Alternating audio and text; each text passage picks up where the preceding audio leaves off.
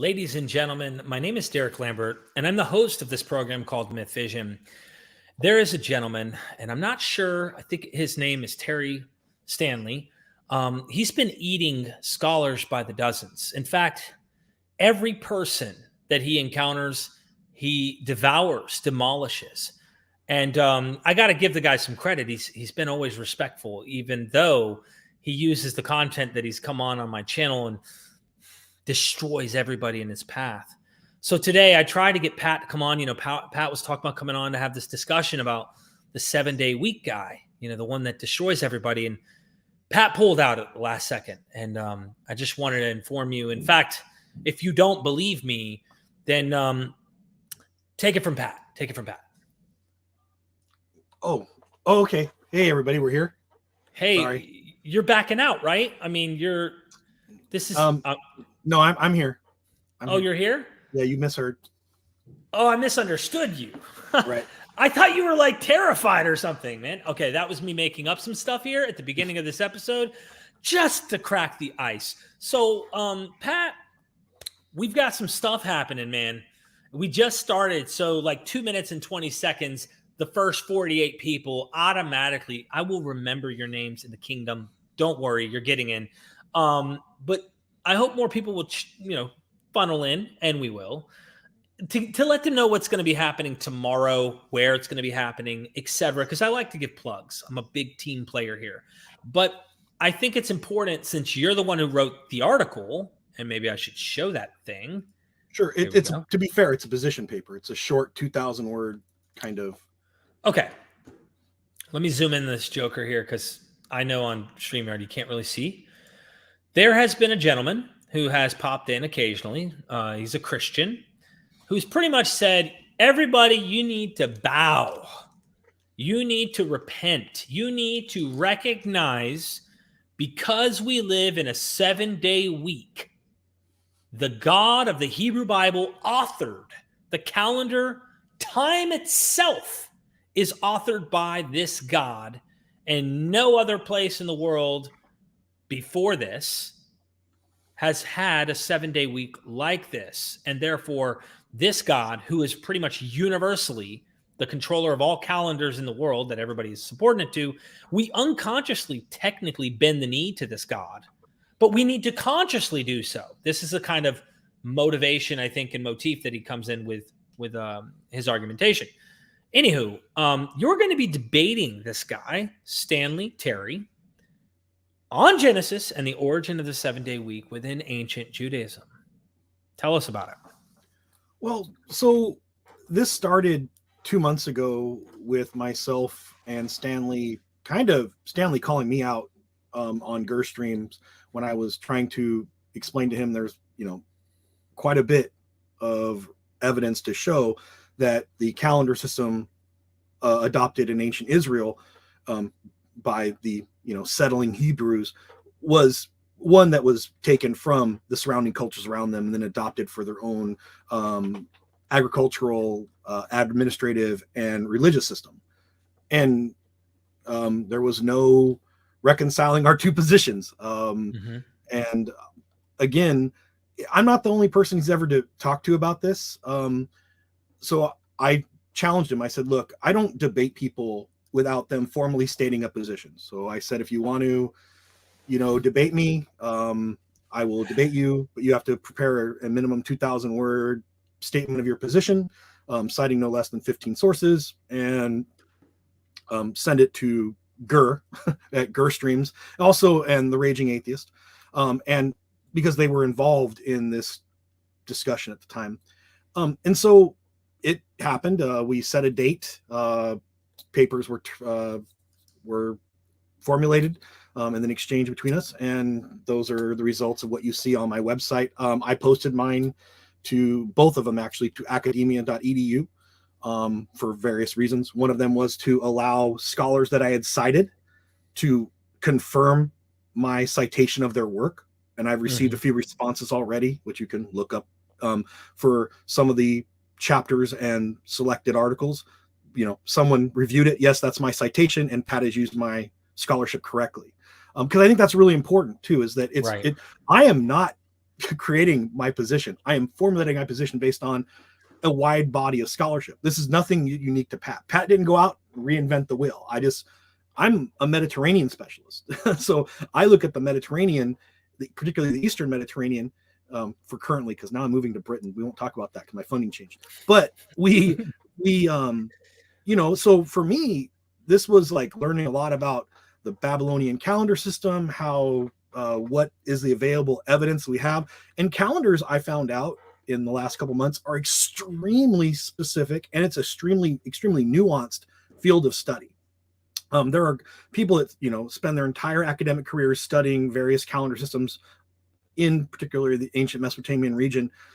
It's because it's not just one calendar. Calendars, like for example the Babylonian calendar, the Sumerian calendar, I guess is a better way to say it, is refined over various millennia. So the calendar itself changes. So when you talk about the Babylonian calendar per se, which calendar are you talking about? The one in the middle second century BC, middle second millennia BCE? Or are you talking the one around in the middle of the first millennia BCE? Because there is refinements of these calendar systems. And we decided, I appreciate you having me on the show. Thank everybody in the audience. But you were interested in what were the position papers like? I said, here, you can read them. You've read them. And you said, why don't we talk about what each of you are going to be offering tomorrow? Because I am responsible for what I wrote. I mean, I signed it. I put my academic institution that I work for on my letterhead. I've affirmed that it's my work and only my work. Yeah, I've cited every scholar that I've used. And I've been trying to be as fair to that scholarship as possible. And I took a big survey. I didn't just go down one side. I tried to say, well, if I was trying to move towards Stanley's position, Mr. Terry's position, what is the most lenient scholarship? What's the broadest framework I could give? And I was still not able to come anywhere near his position. And I think the big problem for Stanley is he starts and ends with the Bible. I actually think using the New Testament is kind of cheating. But, if we look at just the Old Testament, you can't reconstruct the Hebraic calendar at all anyway.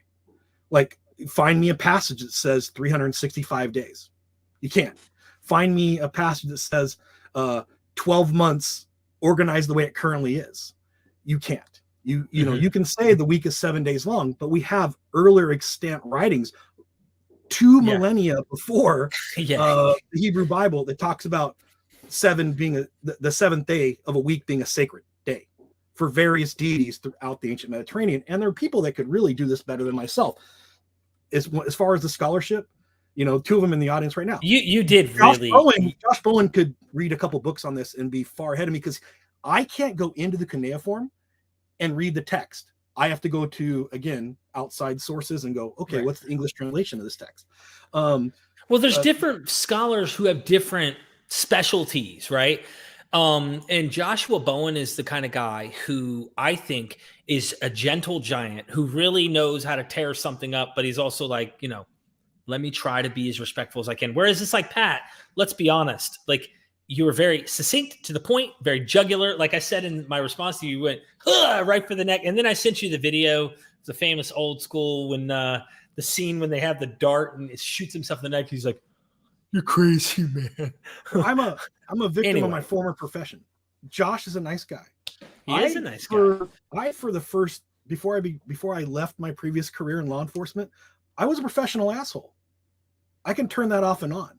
Josh isn't just a nice guy. Kip Davis are just nice guys. Well, I have to. I don't have to be nice. You weren't an asshole. What I'm saying is that you went into this in kind of a Kip Davis way. You see what I'm saying? Whereas like Kip is more like you in that respect, whereas Josh is more like me in trying to be respectful and nice and stuff like that. But you got to have both. I just want to say to Germania, I look forward to tomorrow. We're gonna plug your channel here in just a second. Make sure it's in the chat. Nidimus in the 777. You should have gave a 666 or an 888. We just have too many 7-day weeks here happening. But he says, because this super chat is God's design, undeniable, Nidimus must be agreeing in some way with the 7th-day cycle right now with the 777. I'm not going to argue with you, man. If you tithe, not going to. And to be fair, Kip is making me acknowledge he's not as nice as Josh. That's right. Kip and I are less nice than Joshua Bowen. Okay. I kind of picked it up as we talk a little, it's like, yeah, you get to read people. But Ninimus, thank you for that super chat. And Limited Light said, just so you know, I climbed to 14,000 feet Sunday and still no sign of deities. So I think that's going to be largely what happens. So to be fair, I would encourage everyone to go to the website, look at our relative position papers, comment if you'd like. I will make sure that tonight all comments that aren't disgusting, because that's happened already. If your comment's reasonable, right? Because it's WordPress, so people can put anything they want, and then I have to approve it, right? So as long as your comment isn't inciting some type of violence and or using so many F words that I can't get through it, then I'll just approve it, kind of sight unseen, or just sight. I guess I'll scan it, sort of. But I want people to get in on this debate, because this is really what it comes down to. And I am glad you titled the show the way you did, is there's a vast field of expertise on this. Yeah. There are, and I'm not exaggerating, because I kind of looked over the literature. There are probably, what I would say, relatively experts in the general field, hundreds of professional academics that could take on this question, particularly in the field of Assyriology, that could answer these questions, and even Hebrew studies, and anybody studying the Levant could really answer this question. But there are probably no more than 3 or 4 dozen specialists in calendar systems of various types that are used around the Mediterranean and in the ancient Near East. So when you talk about the one person that wrote the book or the PhD dissertation on this topic, you maybe right now currently living have, and I'm generalizing, maybe 30 to 50 people that you could actually say these are the critical experts in this field that have either at one time done research on it, moved on to something else, or currently still researching this topic. But anyone that has a terminal or even master's level degree in ancient Near Eastern studies, Levantine studies, is going to be able to come in and crush this topic. Now, calendar systems in Egypt and Greece were kind of what I was familiar with, right? So I'm like, well, I know that the Greeks borrowed their stuff from Mesopotamia, because they say they did. I mean, the Greeks were like, yeah, we stole everything. We stole some stuff from the Egyptians. We stole some stuff. They didn't say they borrowed it. Right. But then I started looking at how far back does a calendar system actually go in ancient Mesopotamia? And we can pretty much, again, caveats on this, but somewhere between 22 and 2400 BCE, we have firm identifiable calendar systems in the archaeological cuneiform record. Like, we can show they existed. Now, there are some speculation that we can actually go back a little bit further. But if I'm breaking the strongest argument, I go, okay, these are the texts that actually outline it. I mean, you can go to the British Museum, which I did in the research for this debate, pulled the actual depictions of the texts, read through the authoritative translations, and go, this calendar system is depicted here. It talks about these religious festivals on these days. Now, that's the problem with the reconstruction of a calendar. People used a calendar and they knew what their calendar was. Modern people then have to recreate it, because it's a little bit here, a little bit there, a little bit over there.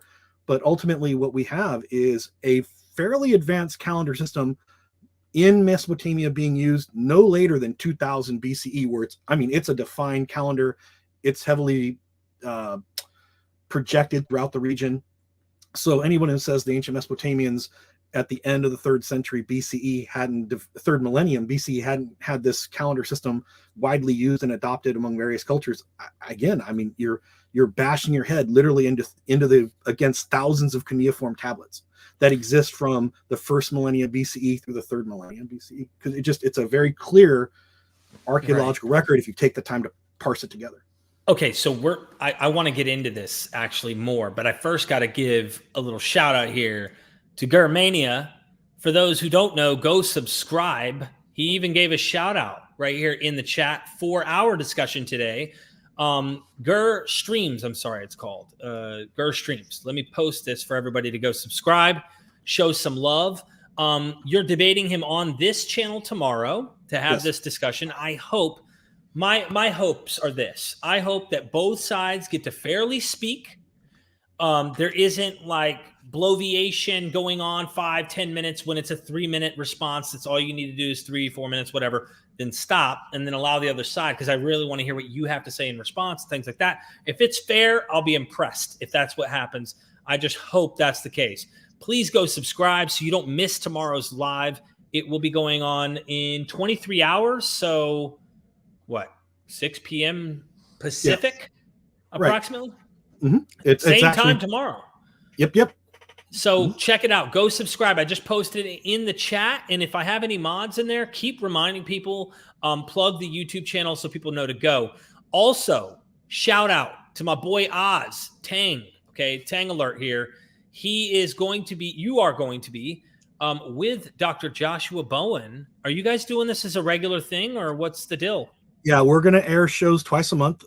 Josh's schedule has committed himself to once a month. It'll be me and Josh. Okay. And it's if I remember correctly, it's the second and fourth Saturday of the month is what we agreed to. Josh has a really busy schedule because he keeps making babies. And so him and his wife. So Josh and I will host once together, and then the rest of the month we will bring in a selective field of subject matter experts on various topics to talk about things. Some personalities, we're going to do the big reveal of who it is. But we're going to have a list of people that will say, hey, you need to talk to a pharmacist. Well, let's get someone with a PharmD to talk about this drug and how it's being used, or what's the deal with vaccine hesitation. But we're going to try to keep it, Josh and I are going to keep it historical on our subject matters, but we'll occasionally have to talk about other things too. What about the use of drugs in the ancient world? Let's get a pharmacist to talk about how various drugs work. So subscribe to Oz, or if you will, Tang on YouTube. And this is the guy's YouTube channel. Stanley Terry. Is it proper? Is it Terry Stanley? No, it's Stanley Terry. Stanley Mr. Terry. Okay. His YouTube channel's here, where he eats scholars for breakfast, lunch, and dinner. If you're interested, it seems like he goes almost to any channel anywhere. It could be Hinduism. It could be anything. So I suspect he isn't just doing the 7-day thing, but that's probably like call-in shows, the whole nine. You could tell he's been all over the place. I actually went back and I found one with Kip that he did with me, and it was like on sacrifice or something, and it was like down into the definitions. Anyway, I just wanted to give a plug, a shout out to some of these channels. But this is the guy's channel if you're interested in checking it out. The article I did have in the description. I've also posted it earlier. If you want to, or go to discoveringancienthistory.wordpress.com. The anthropological response is Pat's. And then, of course, I'm not going to lie, dude. I only read 50-60% of why I posit the God of the Hebrews to be the author of the 7-day week. And it's because I already got the gist of the angle. Like, once I heard Noah handed the Sumerians the 7th-day week, that's when I was like, oh my God. So now at this point, you are stuck with, well, so what if we have 5,000-year-old calendars? Noah gave it to them, so the God of Israel still wins. But in his article, he did a wishy-washy flip-flop thing. I'm calling it an article, whatever it is a position submitted, paper. Yeah, a position paper, because he's saying that Noah pretty much is the one who gave his sons this calendar, which were the Sumerians, of course. But at the same time, he's then arguing immediately after about how there is no 7-day calendar week, except when the God of Israel comes into the picture. So maybe I'm strawmanning or misunderstanding, but it sounded like it's. I'm going to cover both ends. I've read his position several times. Okay. In preparation, and I do see that as one of the weaknesses. And this is the big issue, and I kind of want to point this out to people, and I think this is the most telling part. Is Mr. Terry's position, Stanley Terry's position, is that if you started on the Sabbath coming up, this coming Saturday, and you went back 7 days, 7, 7, 7, 7, 7, 7, you'd eventually come to the creation of the world. So if you're, and that means that there's never been, that ancient Hebrews and the kingdom of Israel, the little tiny kingdom of Israel, never actually had any other calendar system or ways of dictating their month system. Now, I'm not a proponent of going to like the most easily readable source, but like if you go to any website like My Jewish Learning, Encyclopedia Britannica, and you start there again, and you just look at what was the ancient Hebraic calendar, they tell you it was a lunar solar calendar, which means the beginning of each month was dictated by the new moon, which means each month was was decided by the transition to another new moon. Ancient Hebrews and ancient Israelites, prior to the exilic period and even afterwards, again, even in the best case scenario, the Hebrews didn't have a different calendar system than anyone else until 500, 600 BCE. And I don't believe that. That is just the best framing of what would be Terry's position. Sorry, I just wanted to show this is what you put in your submission paper, exactly what you're talking about, a lunar solar. Right. And this is the important, right. Go ahead. I was just going to say, it's really important to understand that the Babylonian lunar cycle was roughly 30 days. Now, you only get about 29.5 lunar days a month. So some days are shorter, some days are longer, because that's how lunar cycles work. Not an astronomer, but I trusted the research they gave. I think they got it down at this point. But we do see that the ancient Mesopotamians, I'm going to say Sumerians at this point, were their religious calendar and their divination calendars were related. They had a separate civil calendar. They knew there were going to be so many days to work a month, 30. Their calendar was arbitrarily set at 360. By the way, 29.5 doesn't work out to 360, but they liked multiples of 60, right? And so they 30, 30, 30. 60 for other things. So 30 was an important number. So they arbitrarily set it 12 months, but then they had to reconcile their calendar every so often by adding a 13 month, which was mirrored in the Jewish calendar as well. So again, what do you think happened? The fact that the Mesopotamians had this calendar where they had to reconcile it and add an extra month every 7 years, roughly. It's actually so many times every 19 years. But this issue where you have to add a month in because you have extra days, 9 times in 17. It changes over time. I'm trying to remember exactly which calendar we're talking about. But the issue being there's a reconciliation where you have to add a 13th month, which is mirrored in the Hebraic calendar. And there's nothing in the text to show that there was this continuous, the Sabbath is always on the Sabbath. But we do see it very clearly in Mesopotamia that the calendar reset every month. They would count to 30, but for the religious calendar was over in 28 days. So it was the 7th day, the 14th day, the 21st day, and the 28th day. And they were all ascribed to different deities, which I posted in that, I show you what it was. So a religious calendar can be in unison and not have to have the same numbering requirement. If I tell you the 15th day of the month, I'm just telling you the 15th day in order. But if you know that the 14th day is a religious day, then you know the 15th day is the day after the religious day.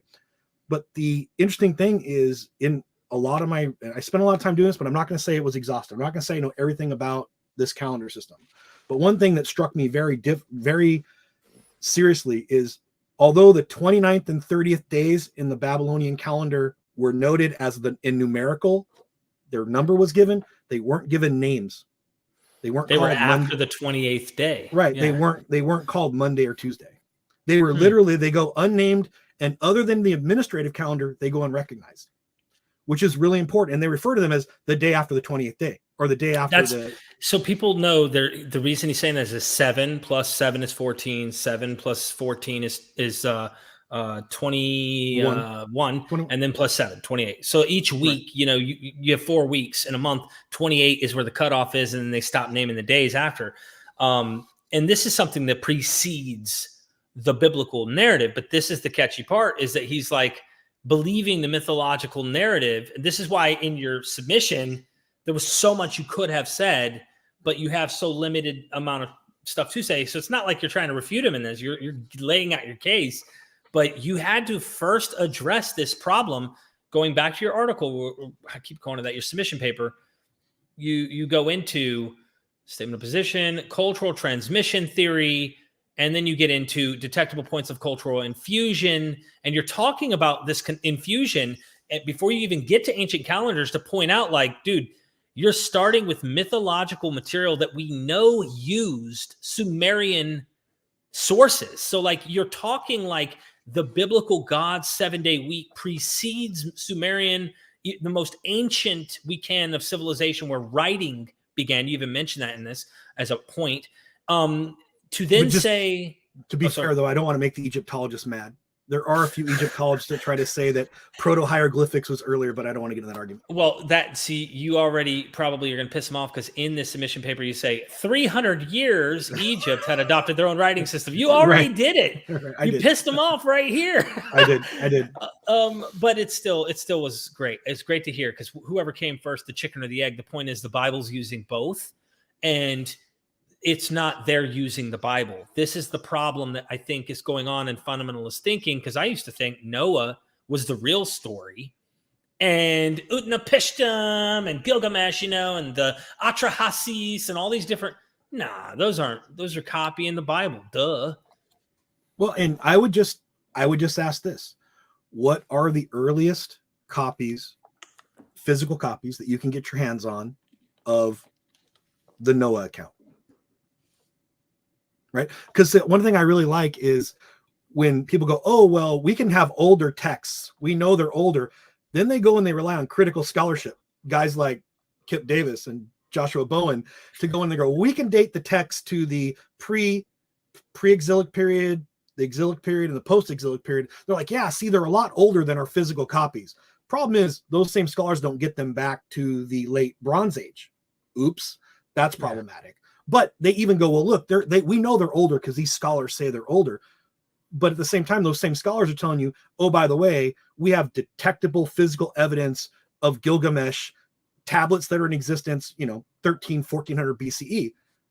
That's 800 years minimum between a Noah epic. But if we go back to Atrahasis, and by the way, it's older than that because there are partial texts. I literally went to where's the first full complete text of the I tried to frame the most safe argument. He can say, well, the third of this corner is broke off. You don't know if that's actually the same epic of Gilgamesh. Again, not a good argument. But and then you go to the epic of Atrahasis, right? And you go, well, we got that at least 1800. And that's the minimum age of the text. And it's probably more, and again, Josh is probably cringing right now that I said 1800, but I'd comfortably say, if you say 2100, 2000 BCE, I'm okay there. That's the scholarship firmly puts in the epic of Atrahasis in that period. But I'm saying I go to the archaeology, right? Here's the actual, here's your copy, mom. Here's your full page depiction of this ancient text, and we have a copy that we can read. I can't read it, but Josh could. No, Josh, right. We're giving you a call, man. Yeah. And by the way, I didn't rely on Josh for these translations. I went to my own scholarship, and there was someone asked, did I see someone else's debate with Floyd? So I didn't see it till after I'd finished my position paper. I was very serious, and my integrity was such that I was aware of Stanley Terry's position, but I wanted my argumentation to be my own. So I wrote my position, or at least outlined 80 to 90% of it before I ran into someone. It was actually Oz on his channel airing some of this stuff. And I said, well, I wanted to be done with my own position before I saw any other scholarship, because that would influence me. I wanted to go to what I thought to be the central sources and not trying to cheat. I didn't want to borrow Floyd's homework.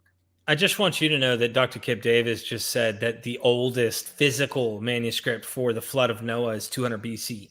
So, just on physical evidence alone, right? You're stuck with 2,000 probably years older than that. I mean, imagine from the time we live to the time that the oldest manuscript of Noah exists, that same gap of distance is between the time of Noah's earliest physical evidence of Noah's literature that he's talking about here to the Atrahasis, tablet that we have. Right. That's a long damn time to play around with. And again, Kip's absolutely right. If I was going to make a decision, I would say, the Noah epic 200 to 250 is kind of where the scholarship, I'm doing the historian part, not he's a textual critic. This is actually his area of expertise. But when I say 300, 350, I'm being very giving to those numbers. I'm actually taking scholarship that okay, this guy makes a point. He makes 1 point, so I'll frame it within my analysis framework, right? I'll put it in there. But again, if the earliest we can get to some of these texts, the earliest is 500, BCE.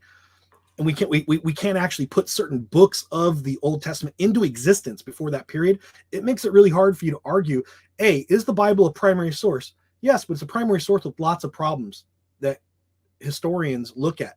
Do I refer to the Bible? Yeah, when I'm studying ancient cultures of the Levant, the Old Testament is a really important source of information for me. We study sacrificial rituals. I study ancient religion.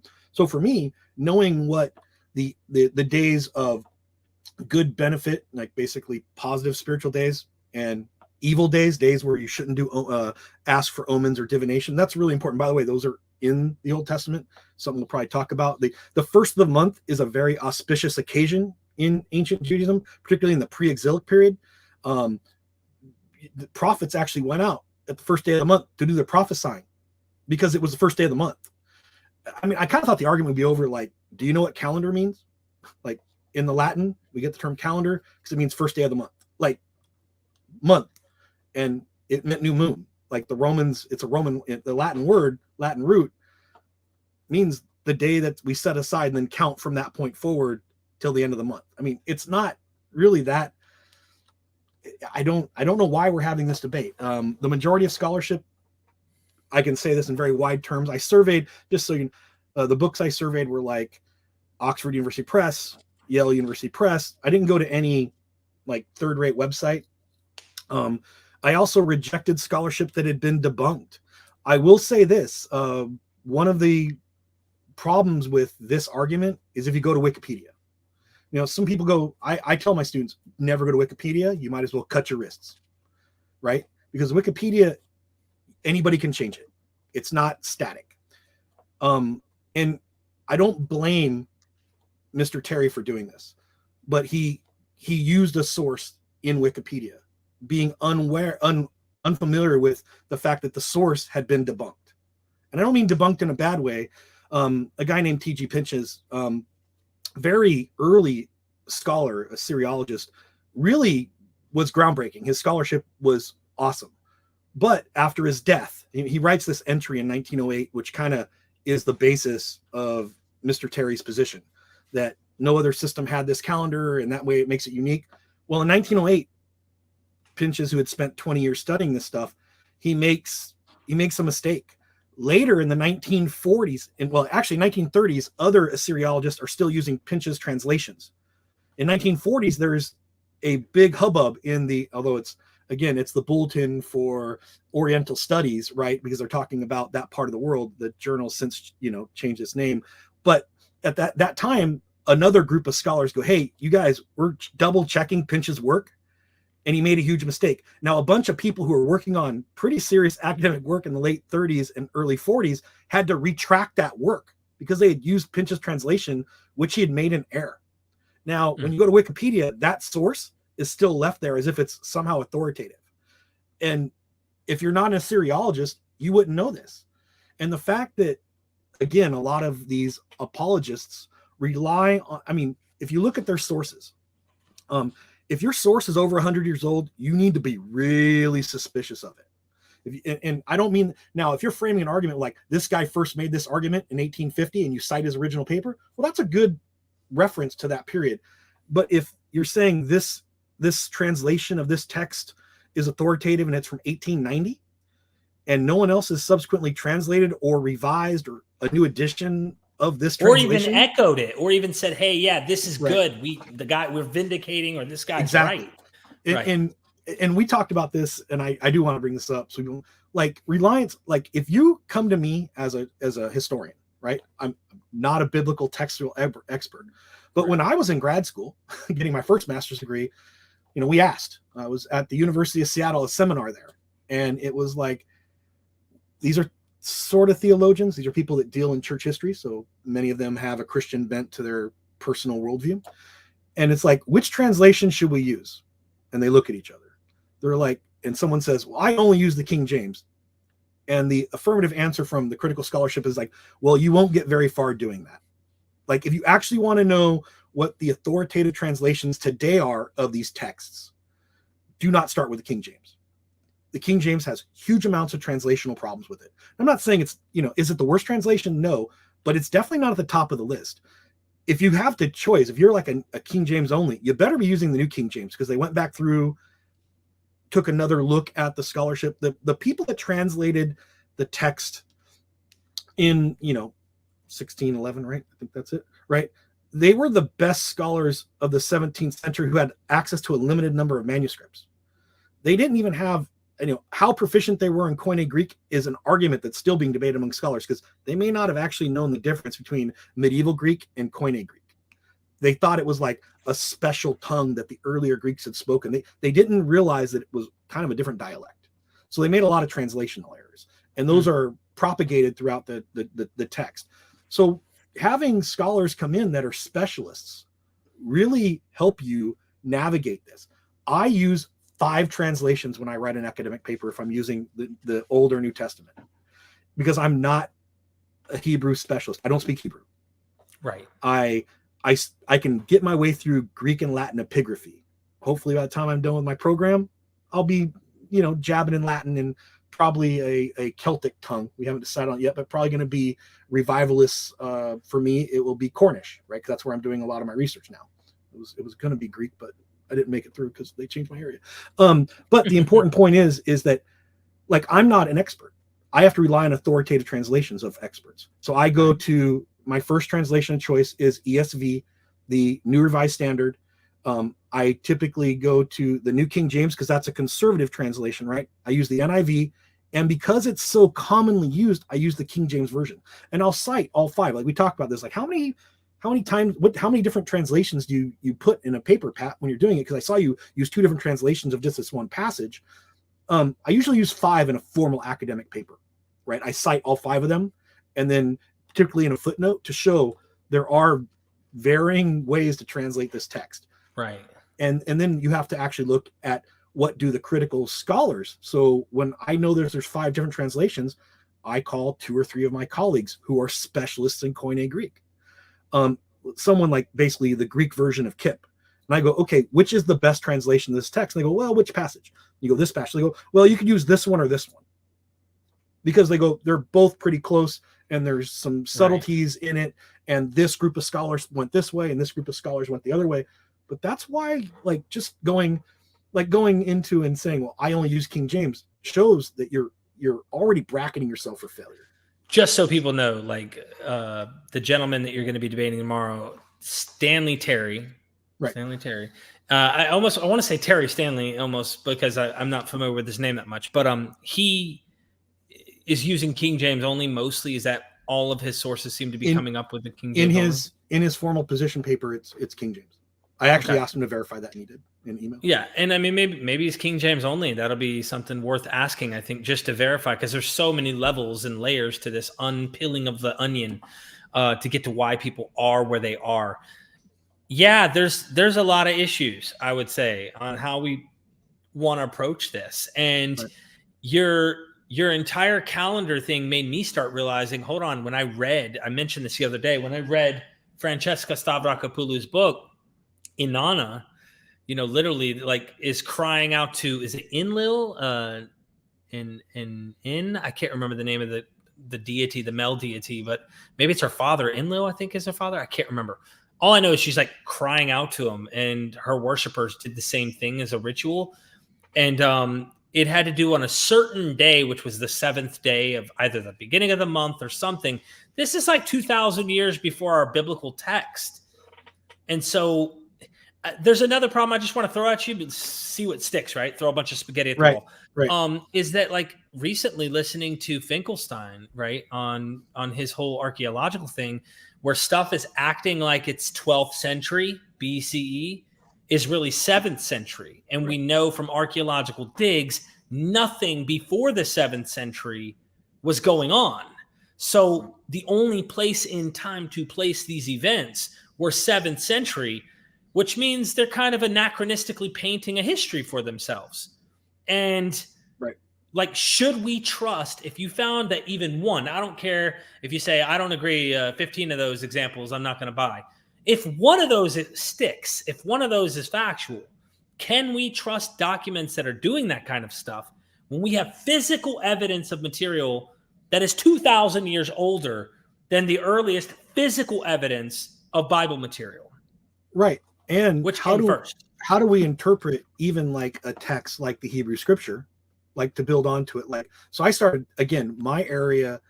So for those that know what I'm currently researching, I'm looking at the transition of space and time, the transition of religious activity through space and time. So I look at a site from like the late Neolithic, draw how that site may have been used, abandoned, reused by different people. Did they adapted it to their own context? How did that transition through the Iron Age, i.e. the Celts, because I'm now in Britain doing my research instead of Bulgaria. And how did that even during the Roman and post-Roman period look? Because frankly, the sites remain sacred, but how people were using them changed. And what it shows is sacredness may be something that for different cultural groups is undertaken and experienced differently. Why is one person's burial site, right, where they're burying and honoring their ancestral dead, different than another place where it's more about going and dedicating to a local divinity that's in a different aspect? Like, it's not ancestor worship, it's the deity in charge of this grove of trees, right? Now, it's my contention that sometimes there's misprojection. Later, people think, well, this monument here to these spirits is the spirit of the grove over there, right? So there may be some, and sometimes I think it's just they already know the place is and has an antique nature. It's a mystery and wonderment. So when they see the trees, they already know it's a sacred place because other people have acknowledged it. So it's a process of transference and emulation. And again, that's the point of my research. And that's why if you go to my channel, you see me crawling down in a lot of Neolithic cairns and ancient well sites. You have your own channel, right? I do. It's Discovering Ancient History of Pat Lowinger, because that's really easy. And it's just kind of like I go out and shoot video when I'm doing land surveys. They're not the best quality. And I, if you want to see a lot of stone circles and Neolithic cairns, that's what I do. And some wells that were used during the Christian period as well. But yeah, up your YouTube now. I just shared it again for everybody who's interested. I hope. Wow, man! I didn't know you were actually. I knew you'd comment under that name, but I didn't know you actually like put material out on this. So yeah, I kind of do, because it was all supposed to be, like fun stuff. And so like, it's not the most, again, I'm shooting with sometimes a small camera, sometimes a phone. I'm crawling on my hands and knees, hitting my head on shit, going, ow, fuck. And really, I do that because I can't edit out. I'm not a technician. But if you want to see burial chambers and actually see how ancient people were honored, I do have a bunch of Iron Age stuff that I'm trying to get out as well. So, I'll get more of it as we go. I also do TikTok. Okay. I'll do like a little 3-minute TikTok standing outside an Iron Age site, something like that. But and that's kind of my hokey, not very high, quality stuff. Hey, that's actually pretty nice looking though. Well, I use good equipment. I'm just not technically savvy. Oh, I see. You have like kind of a, you could use like a balancer or stabilizer or something to do it with, but it's nice. Oh, wow. So this is a druid spot, it seems, but. Well, so that's the legend, right? So that's actually on Anglesey, the Holy Isle in Wales. This is a site that sometime around the 8th century becomes a Christian baptismal site. It's a natural spring. A far away is a slight bog. There's some indications that there were some Iron Age deposits, i.e. the Celts, that existed through the Roman period. But during the period of Christianization, this site also became, there's a church right up the hill. And there's a legend that grows up there. And this is kind of what my research is. I go out and find out what the local legends are, and I talk to local people. And the legend is that Saint Gwynfean, or when she was just Gwynfean, was an early convert to Christianity. Her parents were Christians, and she was walking along the cliffs at Anglesey when some druids who were doing their druid stuff chased her. And she ran towards the cliff at this site where this well is located. And rather than being plunged to her death, she jumped off the cliff rather than be taken by the druids for whatever their evil ways were going to be. And she was carried aloft by angels and translated, right? And that became a pilgrimage site. People have gone there. The earlier site may have had some, by the way, it may have had some pre-Celtic context. And the reason for this adoption by Christians and having a Christian mythology placed on top of it was a way of, co-opting that spot. And so we see the building of the small church, 9th, 10th century. The site becomes a pilgrimage site that lasts for the next several centuries. The site is attributed to miraculous healings and other things. And these aren't sites that you can easily get to. Like you gotta walk 3 miles, Pat, and go up a road and I can tell you're in the middle of nowhere. A bunch of fences. Yeah, jump a bunch of fences. But I do it, and I love it, and it's what I do because how did that change? Why was it so important to take for Christians? And I don't want to get in the argument about it, but this is really kind of shows how important cultural preservation is. Like the fact that the Druids, the people of Wales during their Christianization period, were acknowledging there was an older culture who had their own religious beliefs that were different from them. Now they villainized them often, but they didn't necessarily, the Druids didn't have power. Their power was mysterious, and the Celts were mysterious people. But wait, we're Celtic people. How do we reconcile our distant past with our more recent past? And how would we create Christian mythologies that kind of, in a way, honor both traditions? And sometimes that honoring isn't necessarily apparent to the average reader. They go, wait, they're just saying really bad things about the ancient people. Well, they are, but that villainization is largely theological, not necessarily cultural, right? They're talking about how, the Celts controlled the island, and, it was a sacred place and they had sacred rituals. But then they admit there's antiquity there, that this site was sacred before the Christians got there. So the Christians reinterpreted the sacredness. Again, the Celtics probably used the Celts. The Celtic worshippers probably used the site for depository in the bog, and the well spring was probably a secondary site of worship. Again, the archaeology is limited because during the later creation, during the medieval period, a lot of what would have been archaeological indicators that there was a sacred shrine at the well site, at the spring site, it was later converted to a well. So we can't really tell. Mixed scholarship on it. I'm not going to stake my future dissertation on it. No, but look, do you see what just happened, ladies and gentlemen watching? I mean, all you got to do is just say something that Pat's aware of or into, and then boom, he's off to explaining and diving into this because he's excited. He loves this, and that's what I love about you, man. You're all, but not calendars. No, you're not, but you did great in this. And I want to bring you back on track for a second, since the topic is on this. What do you expect to see happen tomorrow? What do you expect to hear? Can you predict? I'll make a prediction. I'll get out my crystal ball. Actually, I left it in another room. I actually have one. My crystal ball is this, really?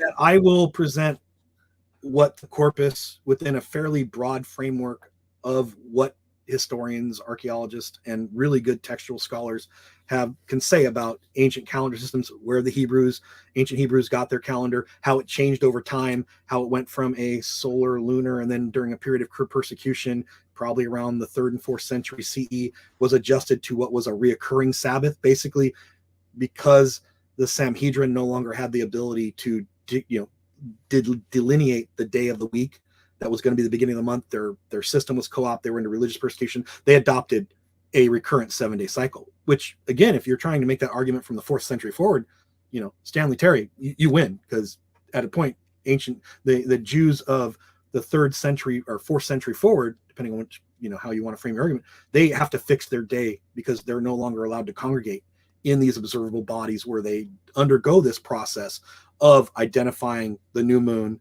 and then fixing the Sabbath off of that. Christianity is competing for a space. The Roman system is adopting a different calendar system. But again, the 7-day week, as far as the 7th day being sacred, existed long before Judaism.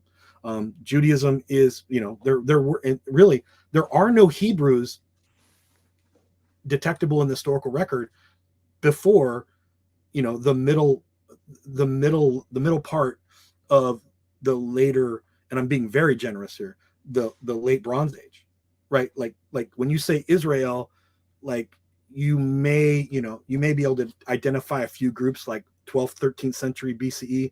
It's arguable. But you can't put the Hebrews back into, the 3rd millennium BCE. You just can't do it. It's historically impossible unless you just make shit up. And I'm not going to do that. I'm not going to rely on that. So yeah, like Kip says, I was being extremely generous. And linguistically, there's a huge problem there. I think the worst argument to be made is the linguistic one. I want to know when Noah is talking to the ancient Sumerians and telling them about this calendar system that Yahweh had given them. By the way, Yahweh is not detectable in this system either. Find Yahweh in ancient Mesopotamia.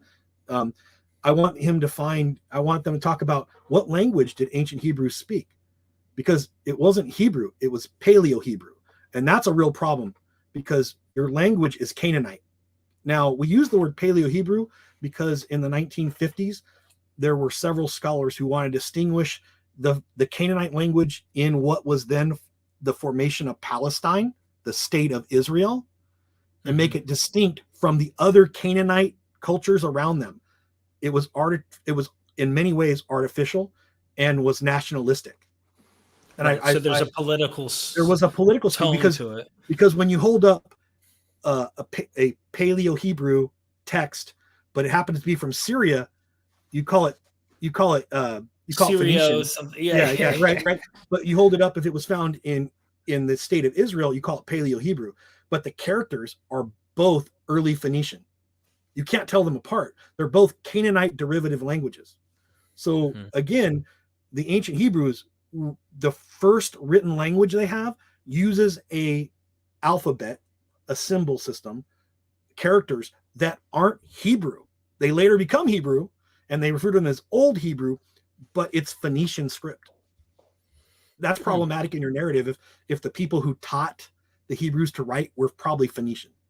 Yeah, and if you take the genealogy and you count back to the time of Noah, calculating, of course, what kind of language was he speaking then? And yeah, anyway, I guess you could just say God gave Moses the direct revelation in his current language. But even then, Moses would not have spoken Hebrew. It would have been, this is a whole nother problem, man. Again, Kip's correcting me in real time. Paleo-Hebrew is a script. Hebrew is a language. The Hebrew that appears in the biblical is Hebrew, but written with an Aramaic script that appears in later, right? So again, I'm a historian, not a linguistic specialist, but I do know enough to know that the language, the written form morphs quite a bit. And it appears that in order to take that spoken language and get it into written form, that the initial form used Phoenician characters, later adopted Aramaic characters. And Kip just said it way better than I could. But that's important. That shows, like, he goes, well, Pat, you need to fix you need to tweak this. And I don't want to misspeak. So I'm willing to admit I could have said it more clear. And actually that's why we do this. This is what we do. Pat, I got a super chat here, if you don't mind me taking it. Anytime someone can knock the 7-day week into an 8-day week via super chat, I take it. Lyle, I hope I'm saying your name correctly. It might be Lyle. I'm not sure how to pronounce it. Is there any archaeological evidence for the meaning of portals and other descriptions used in the book of Enoch? Now, I know you're not an Enochian scholar, but if you don't know the answer to that question, Enoch is significant because maybe Kip would be the guy to ask this too, or Matt Munger. But the question I have is, like, aren't they disputing over the calendar too? Like, the Jews don't even know which calendar is the right calendar. In fact, it seemed the Qumran sect was like not a fan of the way that Jews in the temple were practicing their ordinances. Like, they weren't on the right track of telling time or something like this. Am I on the right track? And no, you are, because later in the Middle Ages, actually medieval period, there's going to be a big reconciliation of the Jewish calendar between, Jews in the Persian diaspora and Jews in the other diasporic regions. They're actually going to have a synod to decide, okay, we need to reconcile our calendar system. And so things like this happen, particularly when people aren't living right next to the next cultural group that's practicing a similar religious practice as them, the same cultural groups, right? I can't comment on the book of Enoch, but I will tell you there's evidence of what were believed to be portals, wells to other worlds, places of liminal proximity to the underworld. Now, you want to talk about Greek and Roman? I'm your guy. We can talk about, the fact that there's all these spots where people believed you could enter the underworld or gain prophetic visions because the spirits of the dead could come to a liminal place and speak to you, right? This is important stuff. But yeah, as far as the book of Enoch is concerned, I'm definitely not anywhere near even being qualified to answer on that. Great question. And Enoch is what came to mind because in the book of Genesis, Enoch is mentioned to have lived 365 years, which I do think is a hint at the solar, at least in some way, the solar calendar, I would say. It's not, obviously you say, like, the Bible's not like saying, hey, we're going to keep a 365, but This is a hint, I think, at something with a solar calendar for sure. Wouldn't you agree? So again, it makes sense that there's tension in Judaism. As Hellenization occurs, particularly when the Romans come in the first century, the Romans, the Julian calendar, Julius Caesar, like these calendar systems are coming into vogue. And this idea of moving more towards a solar calendar, by the way, the Egyptians made a really good solar calendar. They didn't have a lunar calendar. They had a solar calendar. The Mesopotamians had a lunar solar calendar. They had to reconcile. The Egyptians had different week structure and different seasonal structure, but they knew how to plot a solar year, right, pretty well. And so they kept a distinguishable solar calendar. Now, this is where you would say the Egyptians may have played a significant role. Right, and I agree, right. And, the Romans were heavily influenced both by Mesopotamia and Egypt in their calendar system. And it's a process of making it work. This is the problem. You're administrating an empire. You have your own calendar system. You got to keep your own holy days on track. The holy days of, you're putting it nicely, your subject people and nations, right? Because you can't just smash the religious practices of people. You can, but the Romans often didn't do that. And so there's this important understanding and reconciliation of calendar systems, particularly like I live in ancient Galatia, right? I have I'm following a Greek calendar system. The Romans come in and go, yeah, but the Tuesday of the month, you need to do this. I'm like, yeah, but on Tuesday of the month, I have this religious festival, right? The Romans like, oh, it's supposed to be a market day. Like, yeah, we can't have. So the Romans were good at working with this, and saying, okay, we won't have market day today. We'll have market day. And then, by the way, that they do that for Jews in Elephantine Egypt. The Romans say, you guys can't have the Sabbath on this day. You need to pick another day because it's disrupting local commerce. And the Roman soldiers said, okay. And the Jewish Roman soldiers said, okay. And then the Jewish populace said, we can pick another day to be the Sabbath as long as it follows the 7-day cycle.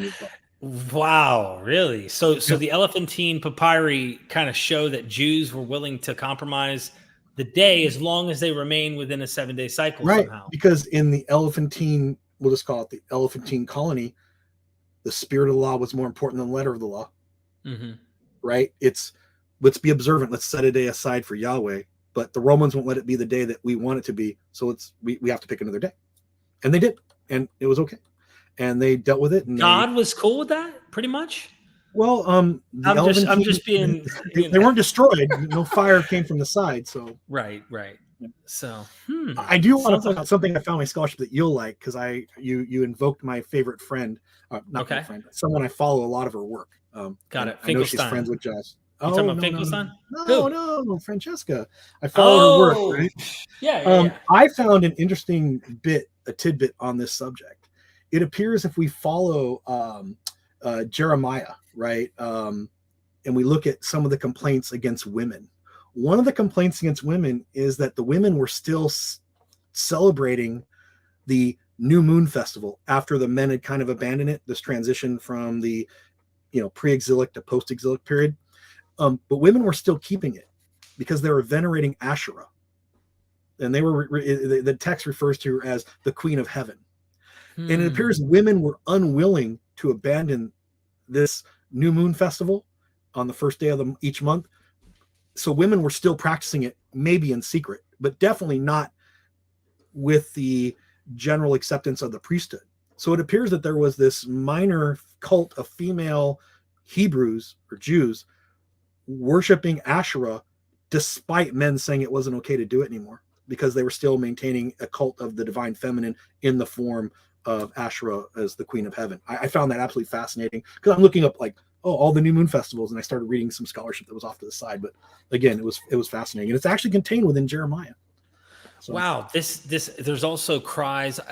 It wasn't just Asherah. There's other deities, female deities too. They cry out in the Old Testament. I can't remember what it is. I'd have to look it up. But in your little presentation that you did, you noticed that the 7 days here, Marduk and Ishtar. You notice there's like male and female divine entities that are playing a role. I imagine at some point, if you go far enough back, Yahweh and his Asherah are being celebrated together on the seventh day, and then one day God's like, nah, or the men who practice the cult. If I was going to be an A&E specialist, I think someone could write a dissertation topic on this. Like this This is a deep topic, but I think you're right. I again, this is just based off reading a few papers. Yeah. But I'm thinking, I think in the pre-exilic period, Asherah was a joint deity of worship. And I think there's already scholarship that shows that. But if you could actually get into the archaeology of it and really parse down, and you might have to dig in some places where people may not want you to dig. I mean, physically dig. I think when we really look back, the ancient God of Israel, the pre-exilic God of Israel, particularly early pre-exilic, was definitely a paired divinity, male and female. Asherah and Yahweh were a divine pair, divine mated pair, emulating what they had seen in Mesopotamia. So they had a local, patron deity of their people, right? But it was a divine protective pair. And then over time, you deflate Asherah. But what definitely the Old Testament shows, the Hebrew texts show us, is that Asherah didn't go away easy. Women weren't willing to give it up. And what does that tell us? Well, it means they were polytheistic, and the men knew it. And then the men suppressed them.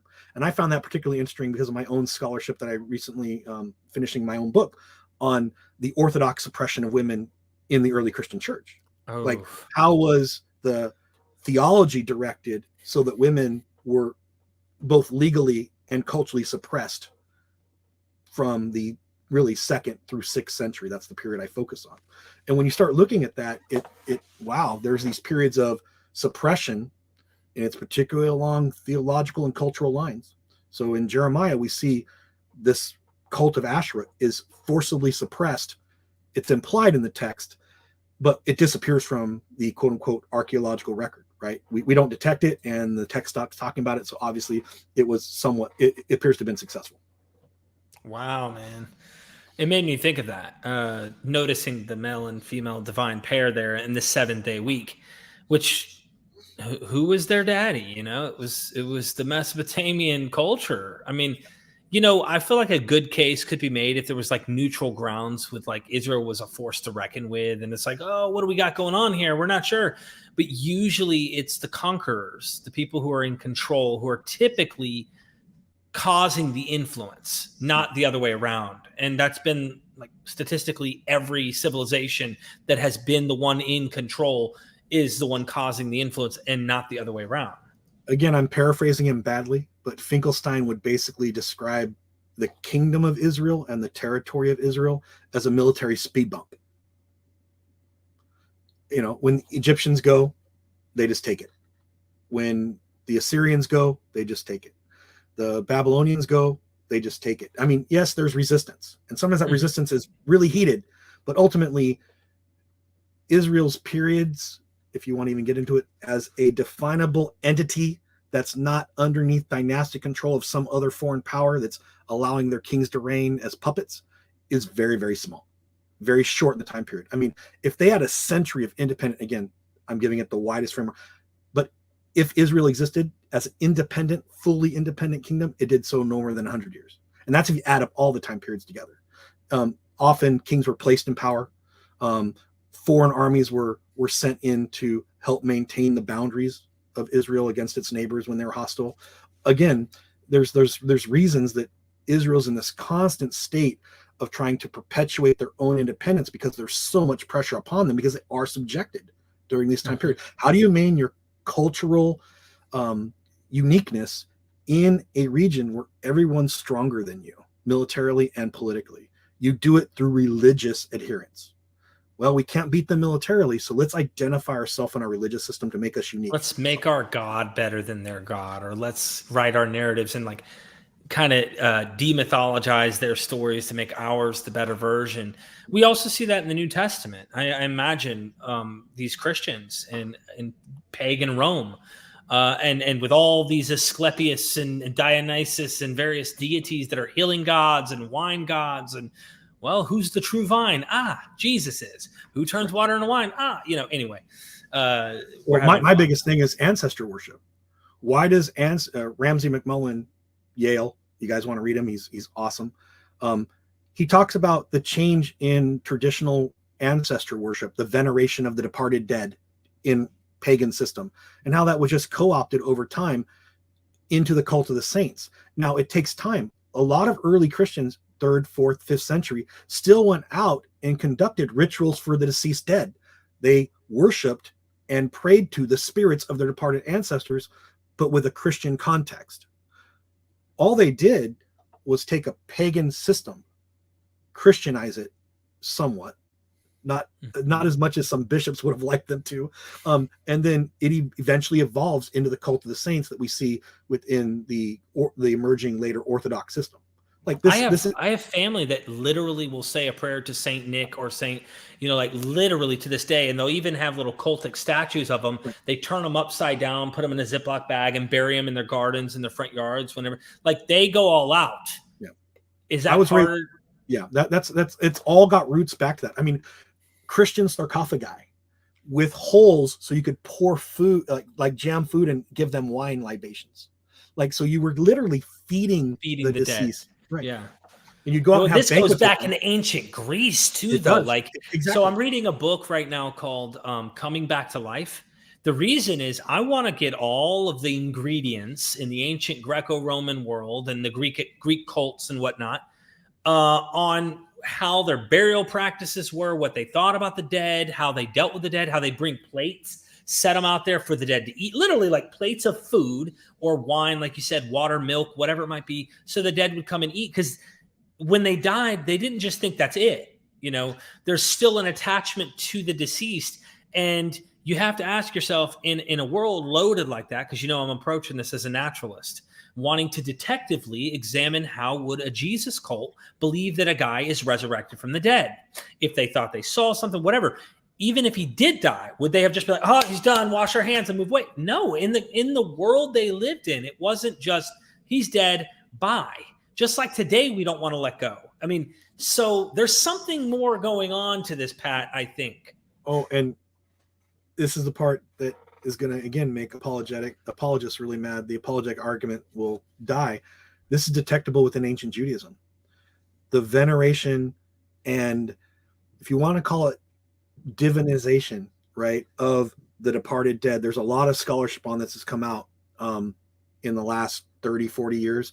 How did pre-exilic, exilic, and post-exilic Jews, ancient Jews, deal with the cult of the dead's not necessarily the best way to describe it, but the veneration of departed ancestors who they actually still interacted with? Why were grave goods, particularly those that contained food and other items, placed in the graves of ancient Israelites? Then we see a shift as monotheism and some of these traditions change. We see Judaism shift, but earlier burial practices look very similar to what we saw in the rest of Mesopotamia. As far as some places, it's they put more grave goods in this region, they put more stuff in with them. In this region, they put less stuff in with them. In some cases, it looks like they may have only come out occasionally to quote unquote venerate or honor or pay their respects to the dead. Why is the commandment honoring your father and mother always interpreted as your living mother and father? Like, after reading literature on this subject, I'm like, actually, there's some pretty good instances in the text in other places that show that honoring the deceased was really important in Judaism, particularly pre-exilic period and just after the in the early post-exilic period. Why is that? Because ancient Hebrews believed that the dead existed as spirits, and they're referred to, at least in a couple places, as divine beings. Wait a minute, no, not spirit, just simply spirits, although apologists will always translate it that way. But Kip can correct me, but it's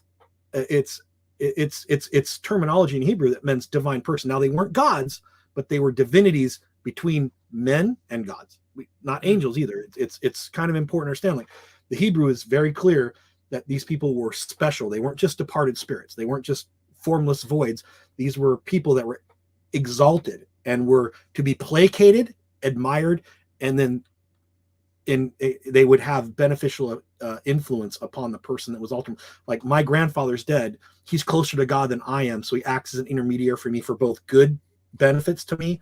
How that interaction occurs, not exactly clear, but the archaeological record's very clear that the veneration and protection and honoring of the dead as elevated spirits in the hereafter was very important in pre-exilic Judaism.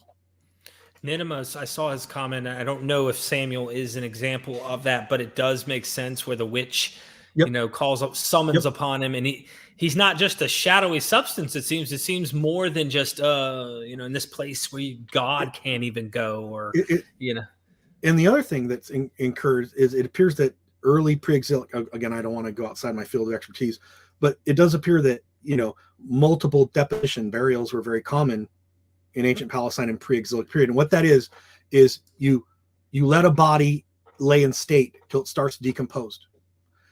You take those bones, it's very common throughout the Mediterranean, this isn't uncommon, right? And then you either forced separation, like you literally break people apart, put them in another container, or you let them get desiccated to the point where they kind of fall apart. Different cultures did it different ways, but it appears that in pre-exilic and maybe even early post-exilic Judaism, that this idea of a primary and secondary burial were very common. And there was a transition from when the body was still kind of there to when it was just bones and rags, that this transition took place. People were lingering early. Once they were gone, their spirit had moved on, right? Now they've completely given up. Then their body is moved again to a secondary deposit site, and a new body is placed in a lot of these structures, these tombs, for lack of a better term, these complexes. So there was a continual ushering in of the dead in a familial structure, to where there were newly departed dead and longly departed dead, and there was a differentiation in how they were approached for religious and ancestral veneration. And this is the kind of stuff. Yeah. So just to throw this out there, like I'm using analogies. I'm no expert. So like you might see me as a parallelomania type of person trying to figure something out here, but let me just throw out something and see your thoughts. In the vein of what you're describing here, we find cultic activities or practices in the Hebrew Bible where something seems like an early, I'll give you an analogy, human sacrifice that turns into no, like pay this fine for the life of your child, honoring them to God. Like their life is God's, not meaning sacrifice them, right? We get rid of that earlier practice, but there's remnants of that practice still remaining in the deed, right? Of like giving the money and paying for the life of your child so you don't have to sacrifice it. Well, I'm using that analogy to paint on this idea of burying the dead, because we know they let them sit and like rot pretty much, but they don't necessarily think it that way. During that process, right, do you think that waiting a whole year isn't just, oh, this is only kosher reasoning? There's more behind than just, hey, it's dead and we can't touch the dead because it's kosher? Or is there more behind it, like what you're describing here on that waiting period? So there's multiple issues regarding pollution, and I mean pollution in the form of spiritual pollution, like coming in contact with dead bodies. But again, the ancient Levant, not my area of focus or specialization, but I do look a lot at burials. So I've looked at this literature to try to make comparisons to other regions of the Mediterranean, and it's not that different in many facets. But we look at the initial period of death, mourning, acknowledgement of the departed. But initially, that spirit of the recently departed is more interactive with the living. They're just dead. And I think that's a good term. They're just dead. When the body shows that there has been a long period of departure, and that could be arbitrary, it could be 1 year, 3 years, 5 years, different parts of the Mediterranean. It was just like, well, when dad looks really dead, then we'll move him, right? In some places, it was like, okay, we leave it for a specific period of time, and then we dismember the body, right? We if there's any flesh left, we excarnate it, right? There are cultures in the Mediterranean that would do that, particularly in the Bronze Age, and even in the Neolithic period, late Neolithic. So we look at this, but it looks like the ancient Hebrews, particularly pre-exilic Hebrews, were retaining this practice, and even in the post-exilic period for a time where the body was a vessel. Again, think about Egypt. That was important for the retaining of the soul, spirit, whatever you want to call it, around it. After a while, that vessel degraded, and that recently departed person was then transferred into the now departed. And then the interaction with those deities. And because people died all the time, there was always a new flow of recently departed and long departed or further departed. So you had this gradation of how proximal these ancestral spirits were to you. Now, you never forgot about the longly departed. They were still venerated, but the recently departed were really important focal point. You know, dude, I got to say something, man. I love you, Pat. You know we got to meet in person, right? You're only 4 Right. hours from me. I really have to get you here. In- I say that because I want to give some. When I'm reading a text and it seems like someone's coming from a real serious place, Seeking has a great comment here. The more I listen to you folks, the more I know I don't know the Bible. Laugh out loud. Now I take that as like a humble like admission, because the more I listen to you, the more I'm like, how much I don't know that I want to know. But it's interesting. It's like, man, this is awesome. And when you read these other amazing scholars who've been around for 40 years, you're like, how much I don't know. And it's impressive. And so keep on seeking, keep learning, keep trying to figure it out. And yeah, I hope you stick around to listen to what MythVision has to say. If some of the stuff I say triggers you, ignore it and just try to process things at your own pace. But Pat, you wanted to say something? Well, in October, I'm going to be out doing an archaeological survey right next to your house. So we're going to lunch. Dude, I've got a spot here. Well, I've got a room. I think I'm going to take you out and let you go on a dig with me. We'll be digging. Let's do it. I'll bring my camera gear and all that. I'm just saying, if you need a place to stay, I've got a spot. So don't worry about paying for a hotel or anything. Or if you can get like, what do they call that? Where they pay you to sleep in hotels? Yeah, I get a pretty good per diem. Per diem. Save your per diem money. Let's go eat on it. And I got a place for you to sleep. So all right, we're going to make it happen, man. And Kip's not too far away either. Kip's only a couple hours from me. He's probably like 7 hours from you. Kip, what are you waiting for, man? Hey, it's about time. How do the Canadians say? A boat?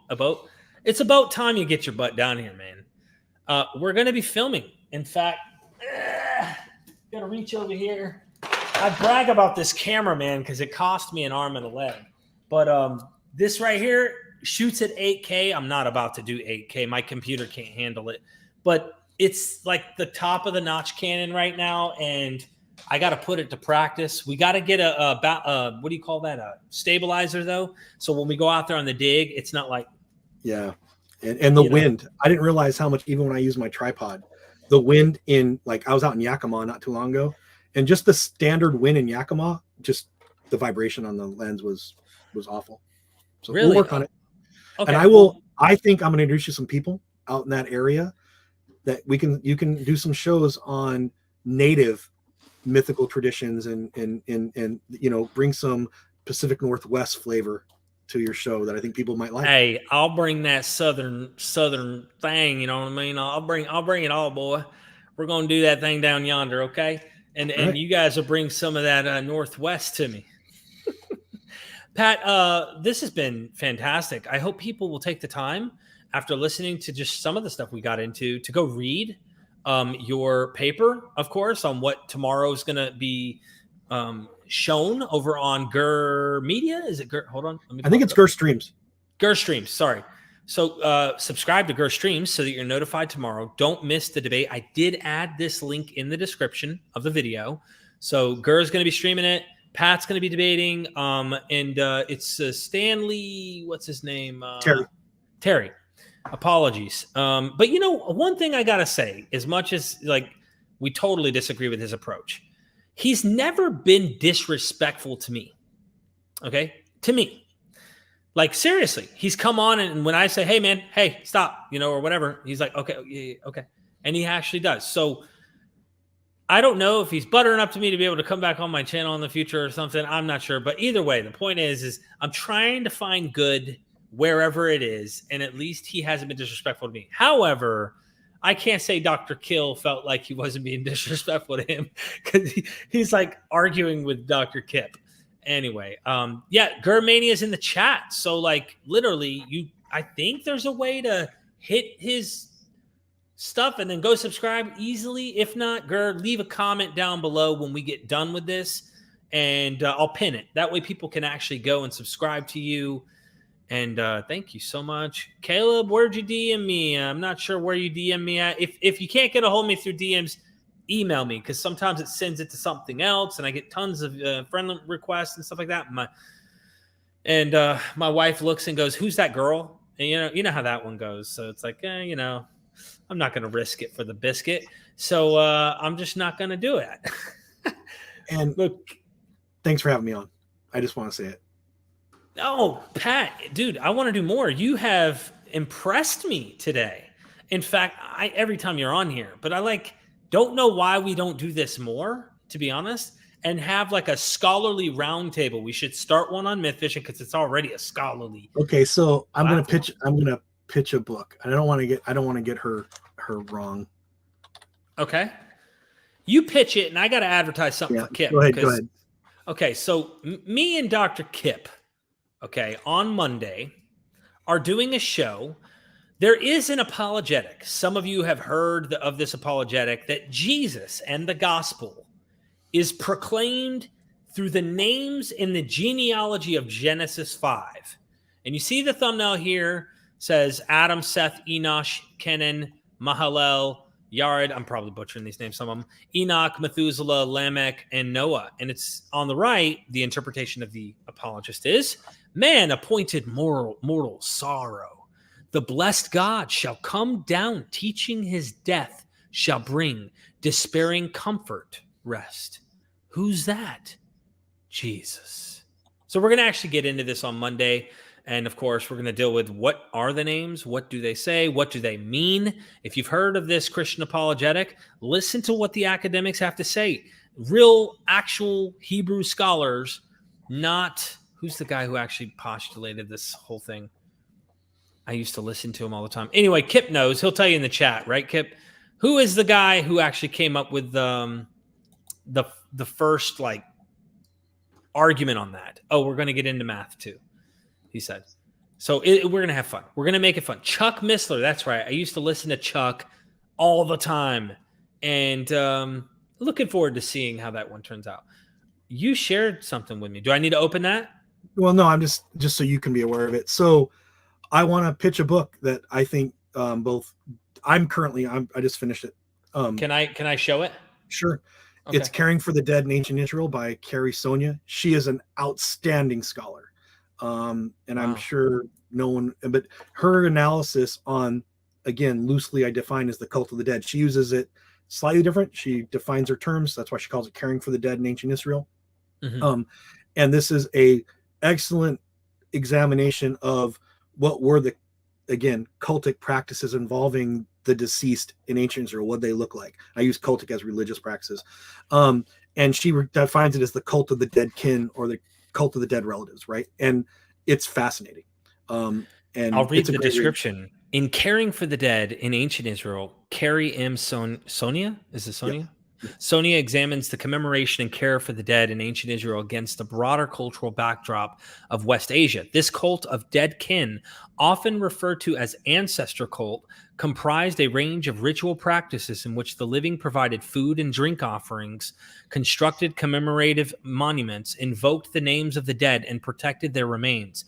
This ritual care negotiated the ongoing relationships between the living and the dead, and in so doing, helped construct social, political, and religious landscapes in relationship to the past. Sonia explores the nature of this cult of dead kin in ancient Israel, focusing on its role within the family and household, as well as its relationship to Israel's national deity and the Jerusalem temple. Ooh.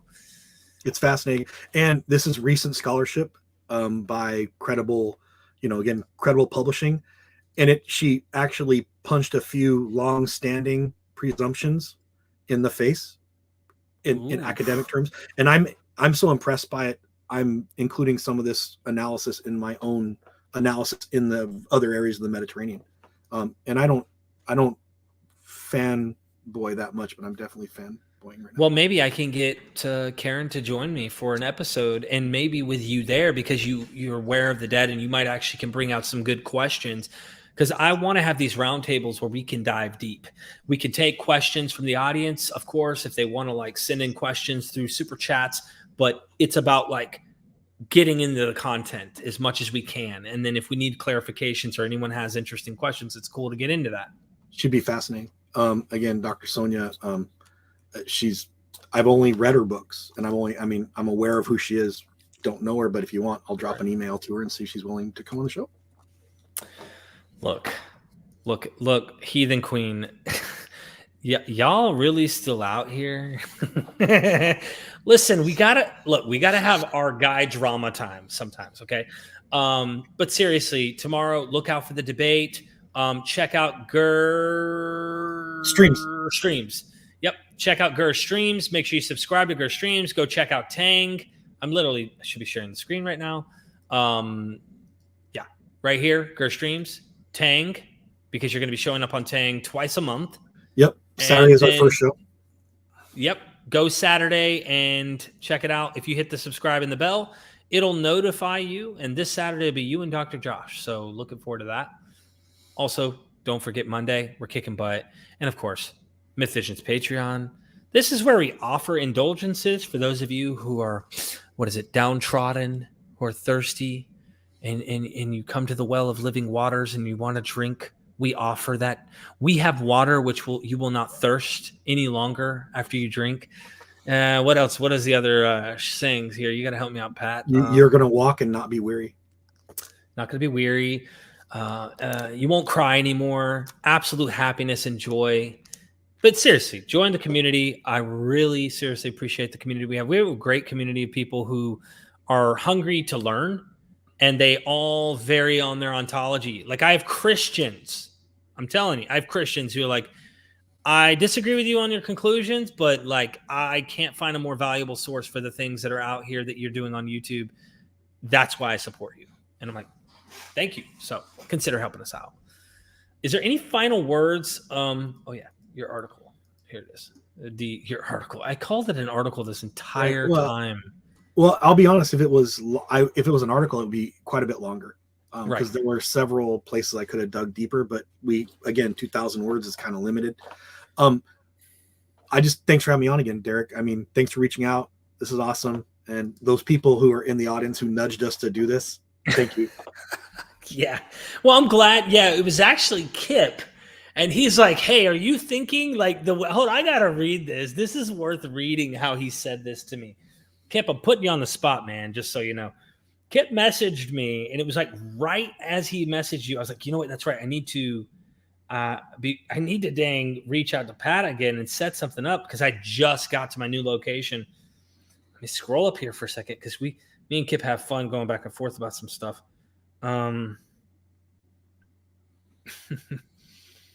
It's worth reading. It's funny. Wow, Kip, we talk a lot, bro.